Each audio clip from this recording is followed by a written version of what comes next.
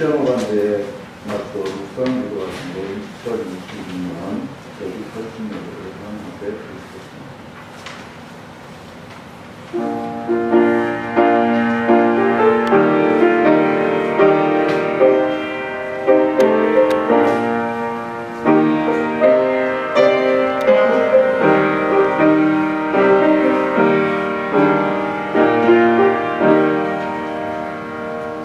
나는 힘없고 아들로는 물을 주었을 때 오직 하나님께서 자라나게 하셨나니 그런즉 심는 이나 물 주는 이는 아무것도 아니로되 오직 자라게 하시는 이는 하나님 뿐입니다. 심는 이와 물 주는 이는 한 가지이나 각각 자기가 일한 대로 자기의 상을 받으리라. 우리는 하나님의 동역자들이요 너희는 하나님의 밭이요 하나님의 집이니라. 사람이 마땅히 우리를 그리스도의 일꾼이요 하나님의 비밀을 맡은 자로 여길지어 그리고 맡은 자들에게 구할 것은 오직 충성입니다. 저희 참 감사합니다. 저희를 특별히 사랑하셔서 서문화교회 속에서 제 집이라는 직분을 주시고 귀한 일꾼으로 쓰임받게 하시니 더욱 감사합니다. 오늘 귀한 목사님 모시고 또한 귀한 말씀을 들어 더욱더 충성한 종으로서의 삶을 살아갈 수 있는 우리 모두가 다 될 수 있도록 도와주시옵소서. 예수님의 이름으로 기도드리옵나이다. 아멘. 찬송가 4장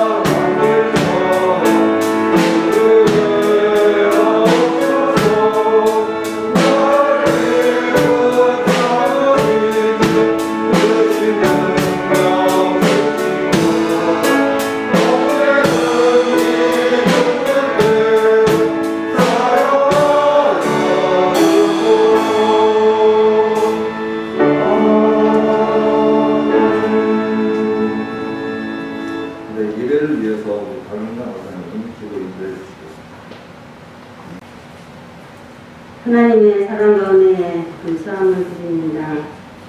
나그네가 살아가는 인생의 여정 속에 우리는 원치 않는 질병을 만나고 태풍과 비바람이 몰아칠 때도 있지만 저희들을 고아처럼 버려두지 아니하시고 주의 날개 안에 품어주시며 보호해 주시는 하나님의 감사드립니다. 우리는 공중 권세를 잡은 자를 따랐으며 세상 풍습을 쫓으며 죄인 중에 계수였던 저희들을 하나님은 사랑하시어 독생자 예수님을 그 모진 고난의 십자가에 죽으심으로 너는 내 것이라고 인을 쳐주시며 구원의 백성 삼아 주셨건만 하나님 앞에 사는 우리의 모습들은 자주 넘어지고 세상에서 빛과 소금의 역할을 감당치 못했음을 고백합니다. 주님 용서해 주옵소서. 악한 사탄은 우리를 우는 사자처럼 삼키려 하고 넘어뜨리고 하고 있는데 우리는 정신을 차리고 근신하여 주님 앞에 설 때까지 우리의 믿음을 지키며 승리의 삶을 살게 하옵소서. 선물아 교회를 이 땅에 세워주시고 구원받는 자들을 더하게 하시며 지역사회 복음화 세계 선교에 이력을 감당하는 교회로 큰 힘과 능력을 주옵소서. 세워주시는 홍지윤 목사님 영육을 강건케 하시어 영육을 친근하다 하여 주옵소서. 선물하게 목장을 맡겨주셨사오니 항상 푸르르게 하시고 풍성하게 하시고 사랑이 넘치게 하시며 하나님이 원하시고 기뻐하는 모든 일들을 힘껏 이루어지게 하옵소서. 평화교회를 심하시는 김종성 목사님을 제주권 신일배로 모시며 드리게 하심을 감사드립니다. 목사님 사에게 힘들고 어려운 일들이 없게 하시며 바라시고 원하시며 기도하시는 모든 이들이 주 안에서 형통케 하옵소서. 하나님은 우리를 충성되게 역사 귀한 직분을 주셨건만 우리는 때로는 불평하고 원망하며 교만하고 참으로 하나님 앞에 설 수 없는 저희들이었음을 고백합니다. 이 시간 하나님께 쓰임 받는 자라는 제목으로 말씀을 주실 때에 하나님의 능력에 신이 함께하여 주시어서 우리의 마음에 감동 감화가 있게 도와주시고 하나님 교회를 섬길 때에 죽도록 충성하는 제자들과 성도님들이 되게 하옵소서. 이 시간도 크신 하나님의 은혜의 시간이 되게 하옵소서. 예수님의 이름으로 감사기도. 마태복음 21장 1절에서 11절 제가 갖고 있는 성경 신약품 14 마태복음 21장 1절부터 11절까지 한 절씩 교독하겠습니다. 그들이 예루살렘에 가까이 가서 감난산 베타게에 이르렀을 때 예수께서 두 제자를 보내시며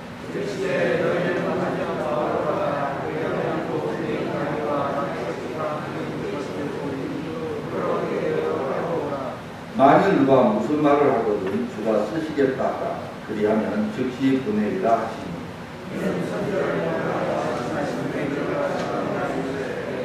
기온 딸에게 이르기를 내 왕이 내게 임하니 그는 겸손하여 나귀 곧 멍에 매는 짐승의 새끼를 탔도다 하라 하였느니라. 나귀와 나귀 새끼를 끌고 와서 자기의 겉옷을 그 위에 얹으매 예수께서 그 위에 타시니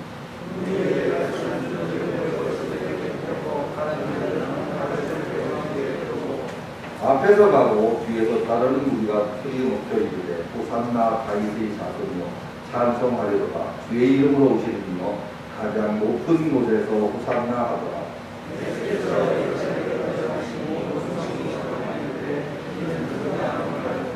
다같이 우리가 이르되 갈릴리 나사렛에서 나온 선지자 예수와 하나라. 아멘. 이 시간 찬양 시간으로 가격만으로 가는 찬양.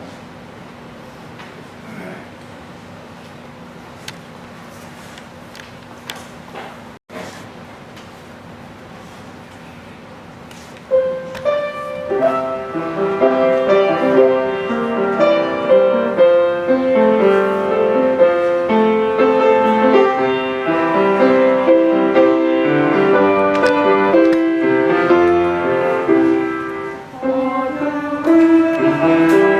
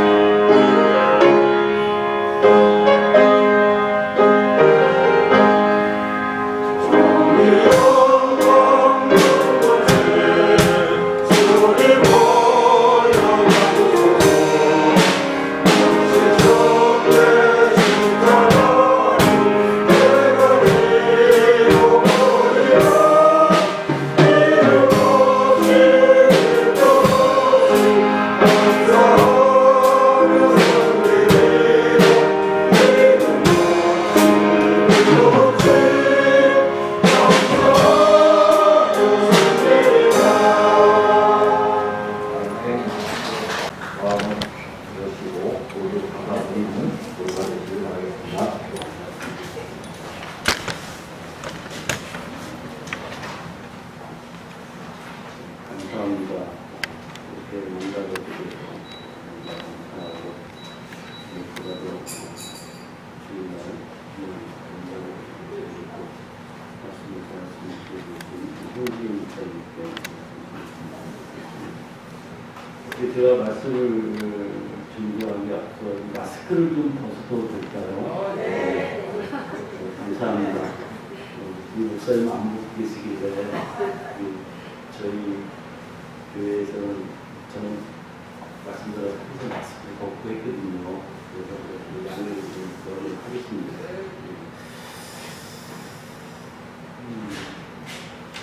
제가 여기 교회 방문하려고 두 번째인 것 같습니다. 예전에 우리 흥록군 목사님이라고 말씀드렸을 때 제가 왠가 총회 마법이 있고 두 번째로 방문하게 되었습니다. 홍준 목사님은 저희 한 3년 선배이시나요? 그리고요. 홍지성 목사님 아시죠? 제가 동기입니다. 제가 좀 나이가 어떻게 되어 보입니까? 좀 들어 보이죠? 제가 좀 신앙을 늦게 했습니다.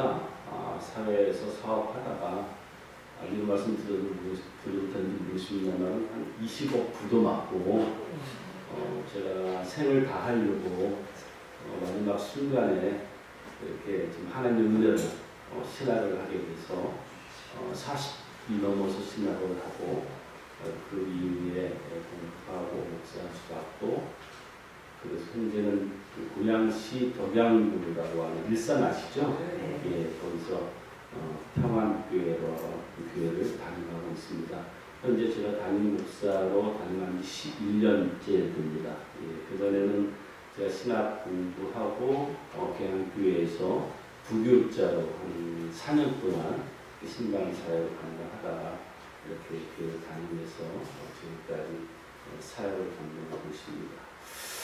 이렇게 제 소개를 간략하게 마치도록 하겠습니다.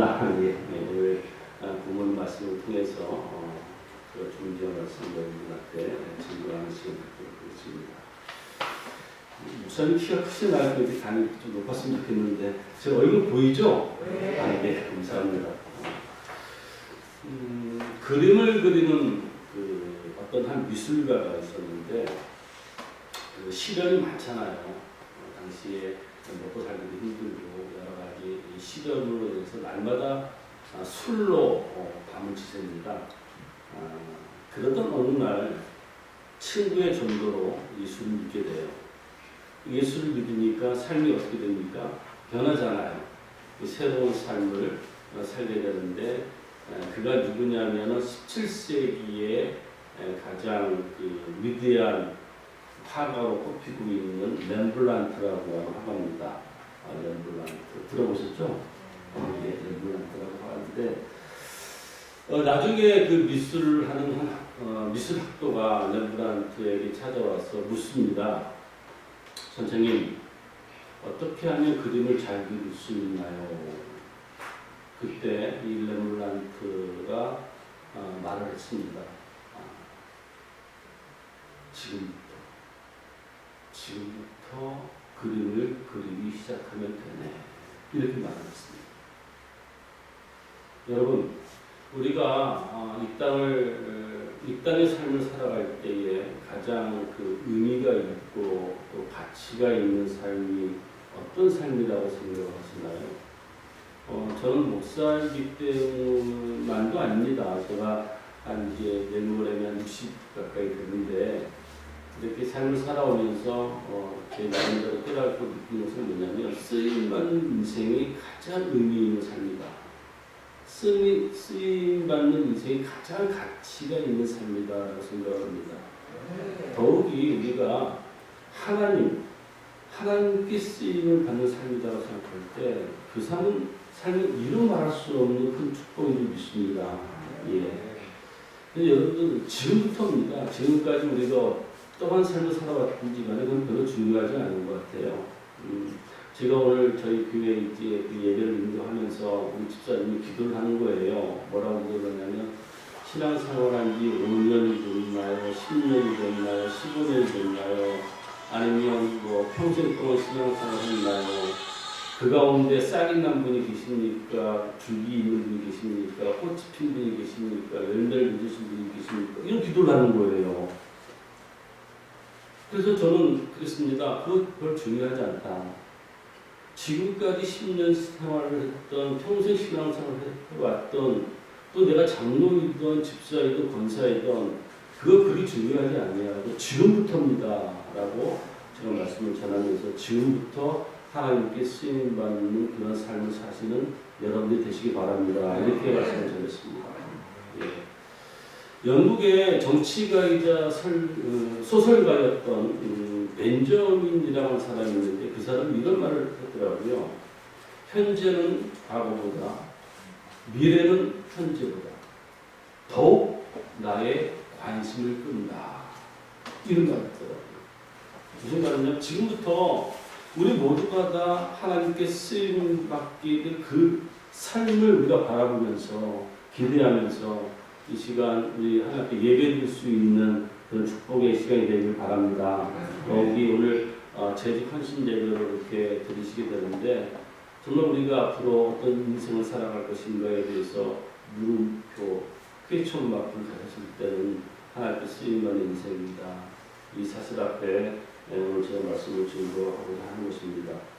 자, 오늘 본문의 말씀을 보시게 되면 예수님께서 우리의 죄를 대속하시기 위해서 십자가에 달려 죽으신 망으로 이제 예루살렘으로 올라가시게 되는데 그 올라가시는 장면이 기록되어 있는 말씀이 오늘 본문의 말씀이거든요.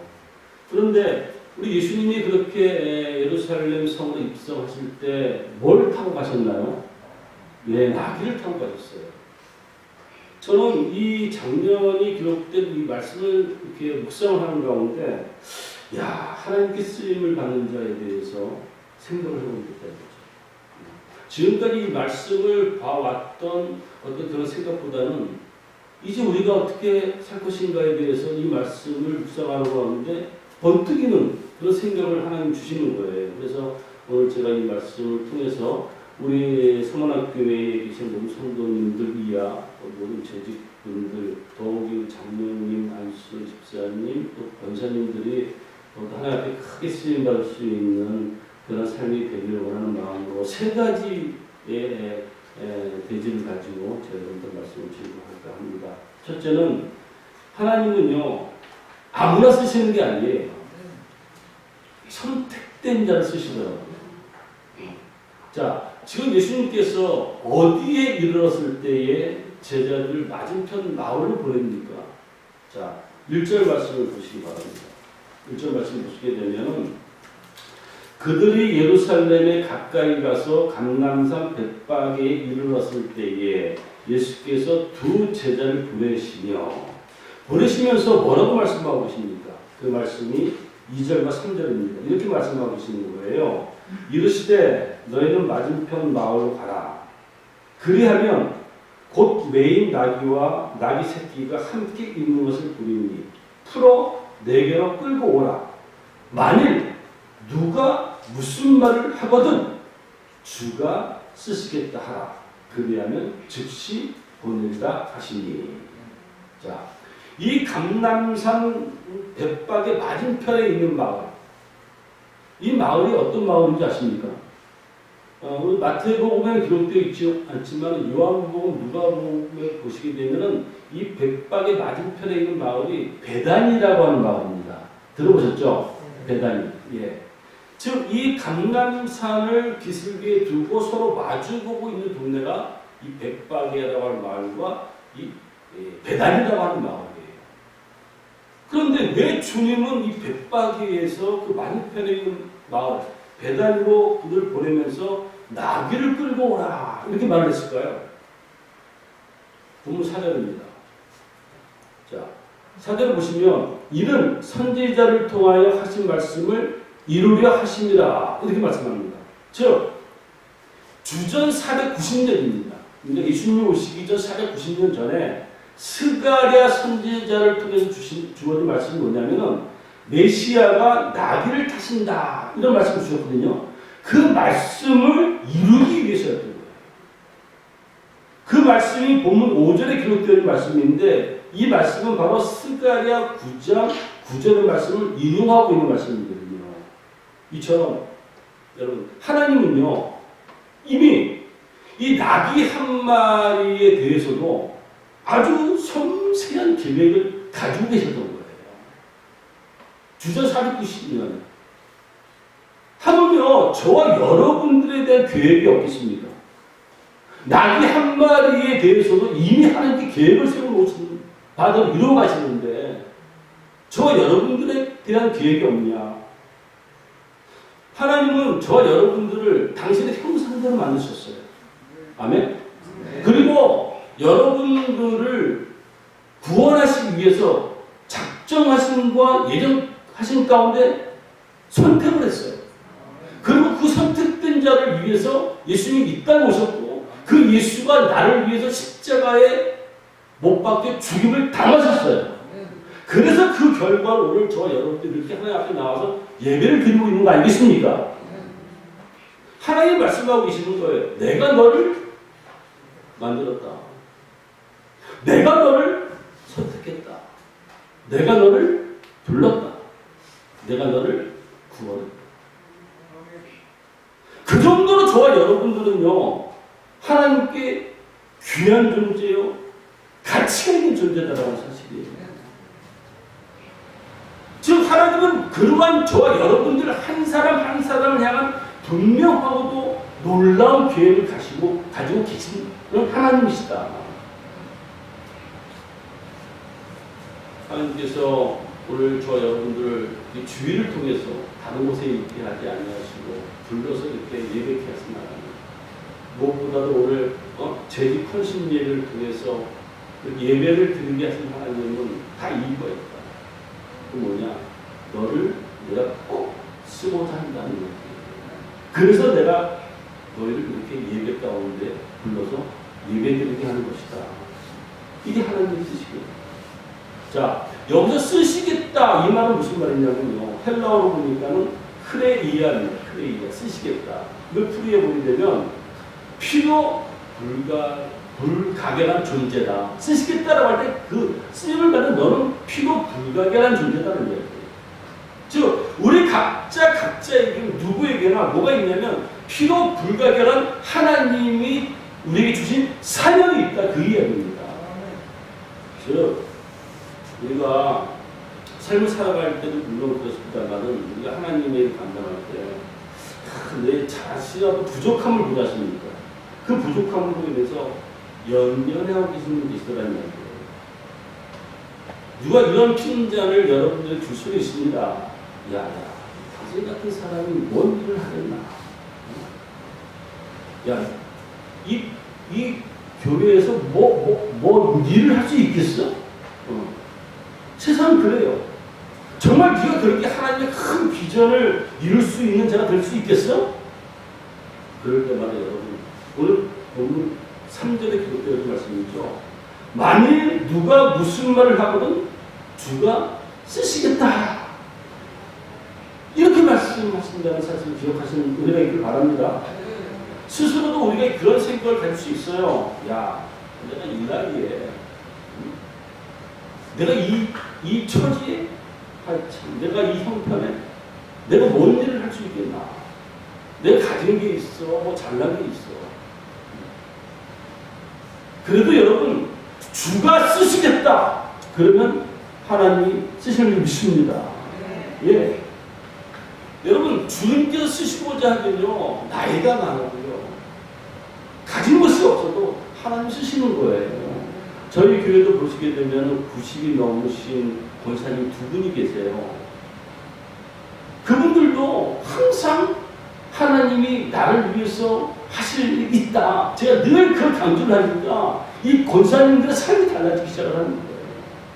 자기가 교회에 오는 목적이 달라지고요. 예배를 드리는 자세가 달라지더라는 얘기예요. 내가 나이가 좀 많으면 어때요? 내가 좀 가진 게 없으면 어떻습니까? 내가 좀 배운 게 없으면 어때요? 하나님이 쓰신다는데, 아멘? 그러면 되는 거 아니겠습니까? 세상이 나를 깔리면 어떻고, 옆 사람이 나를 무시하면 어떻습니까? 하나님이 나를 쓰시는 쓰시고자 하시는데 아무리 이유가 되지 않는 믿습니다. 이유가 없는 거예요. 연약한 나귀 한 마리도 하나님 쓰시고자 하시니까 쓰임을 받았는데 하물며 선택된 하나님의 나라, 선택된 하나님의 자녀 쓰임 받지 못할 이유가 없지 않습니까? 이처럼 하나님은 선택된 자를 쓰시더라고 하는 이야기예요. 두 번째는 하나님은 어떤 자를 쓰시는가 하면요, 순수하고 겸손한 자를 쓰시더라고요. 자, 오늘 본문 6절과 7절 말씀 한번 봅시다. 6절과 7절 말씀에 제자들이 가서 예수께서 명하신 대로 하여 나귀와 나귀 새끼를 끌고 와서 자기들의 겉옷을 그 위에 얹음에 예수께서 그 위에 하시니, 이런 말씀을 듣고 있습니다. 자, 제자들이 나귀를 끌고 왔어요. 두 마리를 끌고 왔습니다. 끌고 왔을 때 주님은 어떤 나귀를 타셨을까요? 생각해 보신 적 있나요? 여기 나오는 그 나귀 한 마리는 엄마 나귀라고 합니다. 이 엄마 나귀는 경험이 많은 프로예요. 그죠? 세상 경험이 많아요. 신앙생활을 오래 했습니다. 안수집도 되고, 전도 되고, 권사도 됐어요. 그런데 새끼 나귀는요, 경험이 없는 나귀예요. 예수 믿음이 별로 안 됐습니다. 그러면 우리가 인간적으로 생각할 때 어떤 나귀를 타야 맞습니까? 우리가 세상적 관점을 볼 때 어떤 나귀를 타야 맞아요? 돈 있고 돈이 없는 사람이 있습니다. 세상적으로 명예와 권력을 가진 사람이 그것도 못한 사람이 있어요. 그럴 때 어떤 나귀를 타야 그게 옳은 것이겠습니까? 세상적인 관점을 볼 때. 우리 그 마가복음 11장과 누가복음 19장을 보니까는요, 우리 예수님께서는요, 새끼 나귀를 타셨더라고요. 이걸 보면서 저는 뭘 깨닫게 되냐면, 하나님의 뜻을 다시 한번 알 수 있는 기회가 됐습니다. 우리 인간의 생각은 다른 거예요. 우리가 하나님의 나라를 이루어갈 때 우리의 생각과 하나님의 생각이 다르다는 이야기입니다. 우리는 어떤 일을 할 때 분명히 똑똑하고 잘나고 힘있는 사람을 등용시켜가지고 어떤 일을 하고자 하지만은 하나님은 그렇지가 않구나. 그걸 제가 알게 됐습니다. 즉 하나님은 프로보다는요, 순수한 자를 쓰시는 하나님이시더라고요. 그렇기 때문에 제가 여러분들에게 부탁드리고 싶은 건 이겁니다. 우리가 프로 이상의 신념을 갖추시기 바랍니다. 정말로 하나님의 축복을 많이 받아서 돈도 많이 벌고 세상적으로 좀 잘 나가시기 좀 바래요. 그래야 교회라는 힘이 있지 않겠습니까? 그래야 우리가 하나님의 일을 감당할 수 있지 않겠습니까? 공부도 열심히 해야 되는 것입니다. 사업도 열심히 해야 되는 거예요. 하지만 여러분, 아무리 내가 그렇게 하나님의 축복 가운데 신앙적으로 잘 됐다고 치더라도, 내가 교회 안에서 권사가 되고 집사가 되고 장로가 되었다고 하더라도요, 여러분, 아마추어리즘을 믿지 마시기 바랍니다. 이게 중요하다는 이야기예요. 즉 하나님은 우리의 잘남보다는요, 순수함을 쓰시는 하나님이신 거예요. 제가 오늘 오전에 말씀을 잘 전하고 왔는데, 오늘 여기서 제가 좀 말씀을 전하는데, 제가 이 좀 이렇게 분위기를 좀 이렇게 낚아림을 한다고 할까요? 제가 그게 좀 있어가지고 발음이 좀 잘 안 됩니다. 예, 용서하고 들어주시기 바랍니다. 이 하나님은 순수함을 원하시는 거예요. 그래서 제가 이 말씀을 준비하면서 제가 이렇게 소원을 했습니다. 제가 비록 가진 것이 없고, 또 재능도 없고, 또 배운 것도 부족하지만 주님께서 제 등에 타신다면, 주님께서 제 등에만 타신다면 내가 얼마나 가치 있는 인생이 되고, 얼마나 의미 있는 인생이 되고, 얼마나 보람된 인생이 될까, 그걸 생각하면서 제가 기도했습니다. 하나님, 이 종 어떤 경우더라도 정말 내가 사업 망해가지고 생을 달리하려고 했다가 하나님의 일 가운데 이렇게 부름을 받아서 시작 공부를 하고 목사가 됐는데, 그때 그 순수함 절대 잃지 않는 자들이 이제는 또 다시 한번 기도를 했습니다. 그렇게 기도하면서 제가 또 생각한 게 뭐냐면, 그래 가운데 앞으로 하나님께 나를 불러 쓰실 때 참 하나님의 영광에 나타나길 원하면서 이런 생각을 해봤어요. 내가 그렇게 쓰임받을 때 한 가지 더 잘해야 될 것이 있구나. 우리가 하나님께 쓰임받을 때 정말로 조심해야 될 게 하나가 있습니다. 특히 교회의 직분자들 가운데, 특히 제가 그런 모습 많이 봤거든요. 장로님들 가운데 제가 처음에 이런 말씀드리기 좀 뭐하지만 이렇게 저희 교회가 좀 어려웠었던 교회예요. 교회 건물은 있지만은 좀 이제 교회에 여러 문제들이 많아가지고 어린 담임 목사님도 미국으로 가시고 비어있는 교회에 제가 이제 부임을 했거든요. 하지만 이제 그 기존의 성도님들이 계시고 장로님 계시잖아요. 처음에 딱 가니까는 장로님이 그러는 거예요. 목사님, 그래요. 그러니까 저 창을 닦고 다녀요, 나한테. 그러시냐고. 자기도 신학을 공부했대요. 아세아 연합신학 때 목사 안 쓰면 안 받았지. 자기도 목사 팀이라는 이야기예요. 그러시냐고. 정말 그러시냐고. 그냥 그 교회에 어렸을 때부터 신앙생활을 했는데도 불구하고 그 교회의 그 주인이 자기가 주인 의식을 갖는 건 참 좋은데 잘못된 주인 의식을 가지고 계신 분이더라고요. 그런데 그분이 한 1년 만에 교회를 떠났어요. 그래서 하나님 앞에 제가 기도했습니다. 하나님, 제가 여기서 목회를 해야 되나요? 아니면 개척을 해야 되나요? 그렇게 기도했는데 1년 만에 그 장로님, 또 장로님 부인이 또 그 교회 전도사님으로 계셨더라고요. 또 그 장로님 시동생이 또 거기 제자를 맡고 있고, 또 그 장로님의 제자들이 거기 교회 축을 맡고 있고, 기존의 성도님들이 한 100여 분 계셨는데 그분들 때문에 교회를 다 나가고 한 10분만 남아 계셨던 거예요. 그분들만. 제가 거기 부임을 해가지고 이제 10년째, 12년째 목회를 하고 있는데, 그때 당시에 있던 성도님들은 한 분도 안 계세요. 다 소리 소문 없이 교회를 떠났어요. 지금은 너무도 감사하게 우리 한 50여 분 되는 성도님들과 함께 이렇게 예배를 드리고 있는데, 우리 성도님들이 다 우리 기존에 있던 성도님들이 아니고 대부분 신앙생활 다 떠났다가 회복해 오신 분, 10년, 20년 또 신앙 가운데 있다가 회복해 오신 분, 그런 분들이에요. 그런 분들한테 제가 말씀을 강론을 하고 가르치고 너무너무 힘들었습니다. 교단 의식도 없죠. 또 사명 의식도 없죠. 주인 의식도 없죠. 신앙생활이 뭔지도 모르죠. 그런 분들을 갖다 교육을 시키고 10년 이상 지나가다 보니까 성장을 하잖아요. 성장을 하다 보니까 이 사람들 가운데 좀 교만해지기 시작한 사람이 있어요. 그런 사람들을 향해서 제가 늘 강조하는 가운데 하나가 겸손해라. 네. 자, 8절, 9절 말씀을 봅시다. 우리가 정말 하나님 앞에 쓰임받을 때 정말 착각하지 말아야 될 게 다 이 8절과 9절 말씀인데 한번 봅시다. 무리의 대다수는 그들의 겉옷을 길에 펴고 다른 이들은 나뭇가지를 베어 길에 펴고 앞에서 가고 뒤에서 따르는 무리가 소리 높여 이르되 호산나 다윗의 자손이여 찬송하리로다. 주의 이름으로 오시는 이여 가장 높은 곳에서 호산나 하더라. 자, 만약에 이 나새끼가 이 상황을 한번 생각을 해보세요. 많은 군인들이 환호를 합니다. 그 예루살렘을 입성하는 그 모습을 보고 많은 사람들이 호산나, 호산나, 다윗의 자손이라고 이제 막 환호를 합니다. 그런데 이 새끼 나귀가 자기가 대단해가지고 그래서 내가 지금 이렇게 환호를 받고 있구나 라고 생각한다면 이게 얼마나 큰 착각이겠느냐는 얘기예요.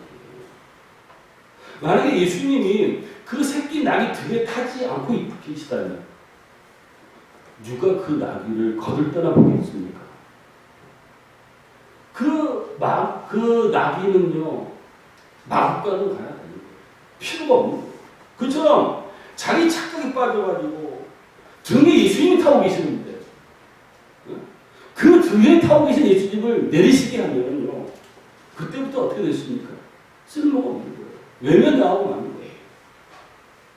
그렇기 때문에 여러분, 우리가 주님의 일을 감당할 때, 특히 하나님의 일을 감당할 때 항상 겸손함을 잃지 않는 은혜가 있기를 바랍니다.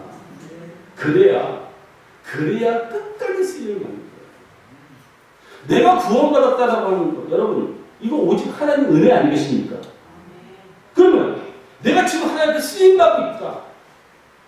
서문학교에 내가 장로로 쓰임받고 있다. 안수집사로 쓰임받고 있다. 권사로 쓰임받고 있다. 이거 다 하나님의 은혜일 뿐이지 않겠습니까? 다른 이유 있나요? 없는 거예요. 이러한 은혜를 아는 자는 겸손하지 아니할 수가 없다는 거예요. 그래서 이 겸손과 은혜는 늘 함께하는 거예요. 은혜를 아는 자는 하나님 앞에 늘 겸손합니다. 겸손할 줄 알아요. 그리고 그렇게 겸손한 자에게는 하나님의 은혜가 더욱더 임하게 되는 거예요. 그래서 은혜 받은 자가 겸손해지고 겸손한 자가 더 은혜 받고 은혜 받으니까 또 겸손하고 겸손하니까 또 은혜 받고 이런 축복이 있길 바랍니다. 하나님 이런 자를 쓰시더라고 하는 이야기입니다. 하나만 더 말씀을 드릴게요. 하나님은요, 어떠한 자를 쓰시느냐? 주를 향한 사랑이 있는 사람을 쓰시더라고요. 주를 향한 사랑이 그런 차이도 있죠. 네. 제가 오늘 본문의 말씀을 보면서 한 가지 의문점이 생기는 게 있습니다. 그게 뭐냐면, 아니 주님은 그 베다니에 가보지도 않았으면서 어디 거기에 나귀가 있는 걸 알았을까? 또한 어떤 사람이 와가지고 다짜고짜 남의 나귀를 끌고 가면 그 사람이 가만히 있겠습니까? 야, 이 사람아, 왜 말도 없이 남의 나귀를 끌고 가? 이 정도일까요? 그렇지 않았을 거예요. 더 험한 말을 했을 거예요. 그때 주님께서 뭘 하십니까? 뭐라고 하라고 하셨습니까? 주가 쓰시겠다. 그리하면 즉시 보내리다. 이 말씀을 하고 계시거든요. 그럼 어떻게 그 말 한마디 때문에 그 나귀 주인이 순수히 자기 나귀를 내어줄 수가 있었을까요? 도대체 이 나귀는 베다니에 있는 누구의 나귀였느냐? 당시 이 베다니에는 누가 살고 있었습니까? 여러분 잘 알고 있는 바대로 나사로, 마르다, 마리아 이 3남매가 살고 있던 동네가 베다니입니다. 이 갈릴리 출신이죠, 예수님은. 예수님께서 또 이렇게 공생애를 감당한 가운데 예루살렘에 오실 때가 있었습니다. 그 예루살렘에 오시게 되면요, 예루살렘 성에 주무시지 않았었어요. 거기서 약 4km 정도 떨어진 이 베다니, 이 3남매가 살고 있는 이 베다니에 와서 주무셨습니다. 이처럼 주님은 이 베다니 사람들에게 애정이 있었던 거예요. 좀 특별한 애정이 있죠. 다른 사람들 다 사랑하지만은 이 베다니 사람들에게는 특별한 애정이 있었던 거예요. 또 이 베다니 사람들도 예수님에게 아주 깊은 사랑이 있었던 것 같아요. 그래서 우리 성경을 보니까 예수님 부활하셨을 때에 친히 이 베다니 마을 앞까지 가셔가지고 그들을 축복을 하시고 승천을 하시거든요. 그래서 그때 그곳에 모인 사람들이 예루살렘으로 올라가서 기도하는 가운데 성령 충만함을 받게 됩니다. 결과 초대교회의 상당수의 핵심 멤버들, 핵심 성도라고 할 수 있겠죠. 그들은 다 이 베다니 출신이었던 거예요. 이처럼 이 베다니 사람들은요, 주를 향한 사랑이 있었습니다. 정말 우리 교회에 예수님의 말씀을 통해서 저 빗대어 말씀을 드립니다만 정말 목사와 성도 간에 이런 사랑이 있어야 됩니다. 목사가 정말 성도들을 사랑하는 마음이 극진해야 되고 성도들 또한 목사님과 깊이 사랑하는 마음이 있어야 됩니다. 하나님은 그런 자를 쓰시더라고요. 교회를 그렇게 사랑하는 사람을 쓰십니다. 내가 힘이 들어도, 내가 고달파도, 내가 괴로워도 나보다는 교회다. 나보다는 목사님이다. 나보다는 하나님이다. 이런 어떤 마음이 있는 자를 하나님이 쓰시더라는 이야기입니다. 제가 아까 전자에 가장 이 땅의 삶을 살아갈 때의 의미가 있고 가치가 있는 삶이 뭐냐? 돈을 많이 버는 거냐, 유명한 사람이 되는 거냐, 그게 아니라 하나님께 쓰임받는 자라고 말씀드렸습니다. 그렇게 하나님께 쓰임받을 수 있는 자는 누구냐면요, 나보다도 하나님인 거예요. 나보다도 교회인 거예요. 내 자식보다도 하나님인 거예요. 내 가족보다도 교회인 거예요. 그렇게 교회를 사랑하고 하나님 사랑하는 자를 하나님 쓰시다라고 하는 얘기입니다. 그래서 이렇게 주님을 향한 사랑이 있는 자는요, 주님이 쓰시겠다 하면 어떠한 자세를 취합니까? 그것이 무엇이든 이번에 아낌없이 다 주는 거예요. 왜 사랑합니까? 저도 제 자녀가 있습니다만 제가 자녀 사랑하잖아요. 그러면요, 내가 좀 어려워도요, 뭐가 필요하다고 하면 제가 사줘요. 어려워도. 자식에 대한 사랑도 그리할진데 하나님의 사랑이 그만을 못하겠습니까? 여러분 자녀들 사랑하죠? 아내 사랑하고 남편 사랑하죠?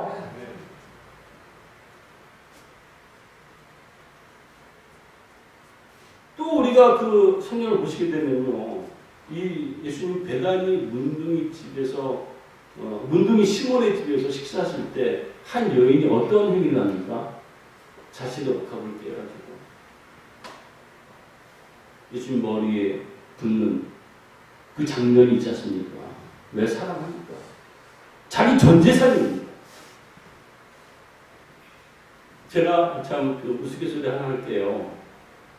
어떤 그 목사님께서 장로님들을 이렇게 불러 모아가지고, 장로님 이번에 저희 교회에서 이 어려운 선교지에 교회를 위한 헌금을 좀 해야 되겠습니다. 더 나아가서 우리가 그곳에 교회를 하나 이렇게 참 건축해서 하나님께 드립시다. 장로님 뭐 생각이 없으십니까? 그랬더니 한 장로가 그러는 거예요. 제가 가진 것이 없어서요. 가진 게 없어서요. 그래서 이 목사님께서, 장로님, 일산 아파트 있잖아요. 그거 제 아내 건데요. 장로님, 파기 땅 있잖아요. 그거 제 딸 건데요. 장로님, 청량리 오피스텔 있잖아요. 그거 저희 아들 건데요. 이 목사님 그러시더라고요. 야, 하나님의 것은 없구나. 아내 것도 있고 아들 것도 있고 딸 것도 있는데 하나님께 없는 거예요.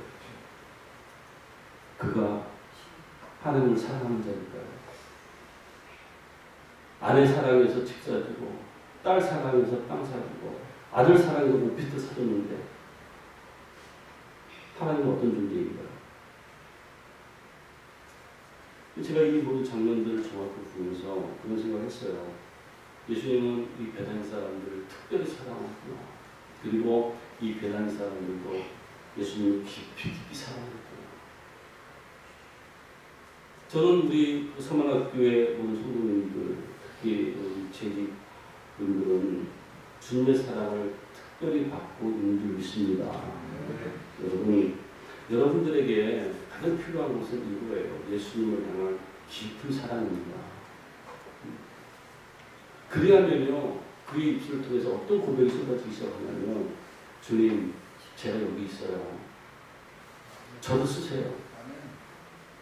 저의 것도 마음대로 쓰세요. 아멘 안 하네. 저를 쓰세요. 라도 아멘.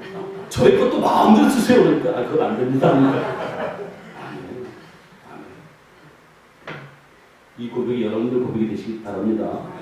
너희는 먼저 그의 나라와 그의 의를 구하라. 그리하면 다음에 말씀 안 드려도 됐죠? 여러분 이게 필요한 거예요. 곧 이들은 예수를 믿으면서 말로만 사랑하지 않았어요. 몸과 마음을 사랑했고요. 자신의 옥합을 깨뜨렸습니다. 자신의 전 재산이에요. 어느 복음성을 보니까 이런 가사가 있더라고요. 눈으로 사랑을 그리지 말아요.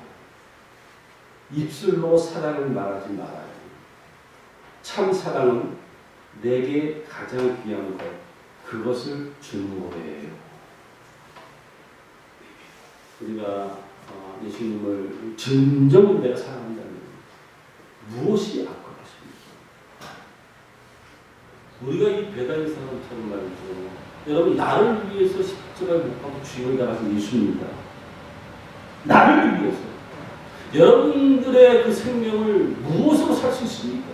무엇으로 영생을 얻을 수 있습니까? 무엇으로 천국 갈 수 있습니까? 아까 우리 푸른바다 낯선이 몸 어디든지 가보리다. 참 이게 제가 신학교 1학년 들어가자마자 뜨거운 마음으로 들어본 찬송이거든요. 근데 우리 신학교 시절 때 그런 이야기가 있었어요. 1학년 때는 그렇게 찬송을 부르는데 2학년, 3학년 되면 그게 사라진다는 거죠. 다 자기를 위해서 이제 돌아가는 거예요. 잊어버리는 거죠. 나를 위해서 십자가 못 박혀 죽는다는 예수를 잊어버리기 시작하는 거예요. 그리고 자기 목표를 위해서, 자기 삶을 위해서 사람들이 바뀐 거예요. 그러지 마세요. 나를 위해서 십자가 못 박혀 죽는다는 예수님께 내가 가지고 있는 낙이 한두 마리 못 드리겠습니까? 그것도 못 드릴까요? 그거 정말 하나님을 사랑한다라고 고백할 수 있는 자일까요? 그건 아니라고 생각합니다. 우리 이왕에 예수 믿는 거 의미 있고 가치 있는 삶을 살아가야 되지 않겠습니까? 어느 목사님이 이야기하다가 그런 대화를 했대요. 왜 이런 말씀 드리고 계십니다. 11조를 왜 30%밖에 못해? 목사님 교회는 어때? 우리 교회는 50%는 해 그래도. 그래도 옆에 있던 목사님이 뭐라고 그랬을까요? 우리 교회 100% 아니야 100%. 그러니까는 목사님들이 부러워가지고 그러니까 목사님 하시는 말씀이에요. 50%는 하나님께 하고 50%는 세상을 해. 여러분 하나님 앞에 안 드리는 11조 세상에서 다 뺏어가는 거예요. 다 11조 해요. 하는데 누구한테 하느냐 이거죠. 하나님 앞에 안 하면 병으로, 사업으로, 자식의 문제로, 아니면 친구의 문제로 50% 하게끔 되어 있어요. 그게 하나님의 이치예요. 그 목사님이 하시는 말씀이 맞죠. 우리 교회 100% 다 해. 여러분, 이왕에 하는 거 하나님 앞에 하시는 은혜가 있길 바랍니다. 예, 그거 진정으로 하나님 사랑하는 거예요. 사랑하는 여러분, 참, 저와 여러분들은 하나님께 쓰임받기 위해 선택된 자거든요. 지금부터입니다. 말렌브랑크가 얘기했던 것처럼 지금부터 그림을 그리기 시작하면 됩니다. 지금부터예요. 내 형편, 내 조건, 내 상황, 여러분 그거 내 머릿속에 두고 하나님의 일을 감당한다 못합니다. 지금부터 어떠한 상황이든 어렵든 그러면서 우리가 하나님께 쓰임받을 때 무엇보다 중요한 거 항상 순수함을 잊지 마시고 항상 겸손한 자 되시기 바랍니다. 무엇보다도 내가 주님 사랑합니다 라고 고백할 때 진심으로 전심을 다해서 사랑할 줄 아는 우리 프랑스의 모든 성도님들 또 여러분들 헌신 예배를 드리시게 되는 우리 재직분들 대신 연애가 있기를 주님의 이름으로 소원합니다.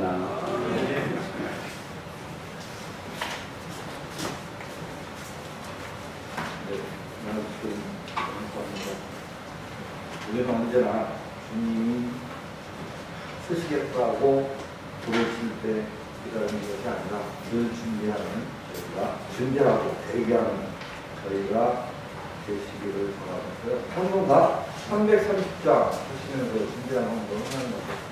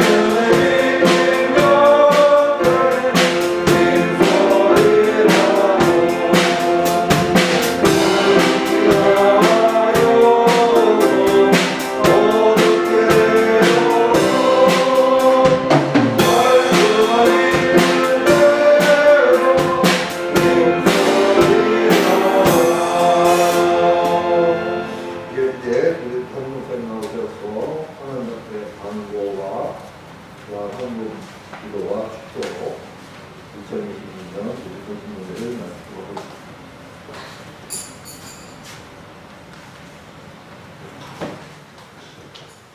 이종수 목사님 오늘 저희 보신 분이에요. 대신 제가 오늘 편하네요.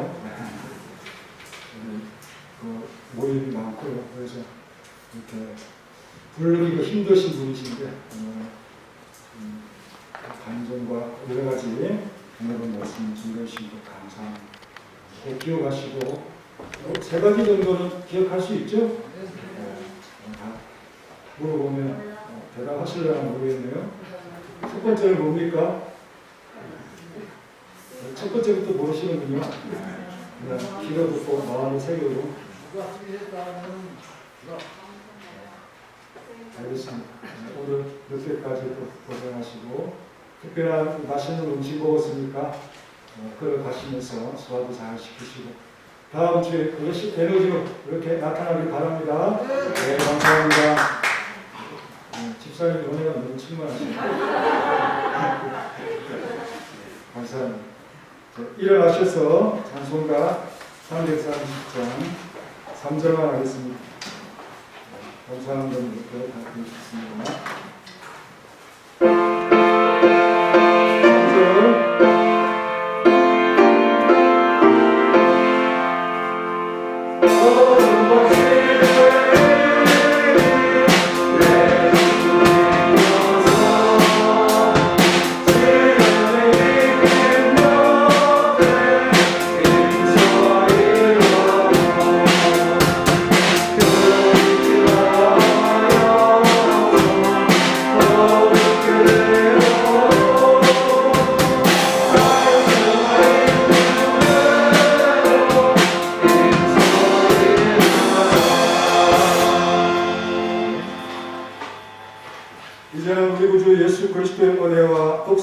'주신 놀라우신 하나님의 사랑과 성령님의 교통하심, 주님이 쓰시겠다 하면 자신과 또 자신의 것을 내올 수 있는 주님을 사랑하는 자로서 자신이 맡은 직분을 가치 있게 여기고 또 하나님에게 가치 있는 자로서 살아가기를 다짐하는 우리 사랑하는 모든 성도들 가정과 또 기업이 이제부터 영원히 함께 있을지어다. 아멘.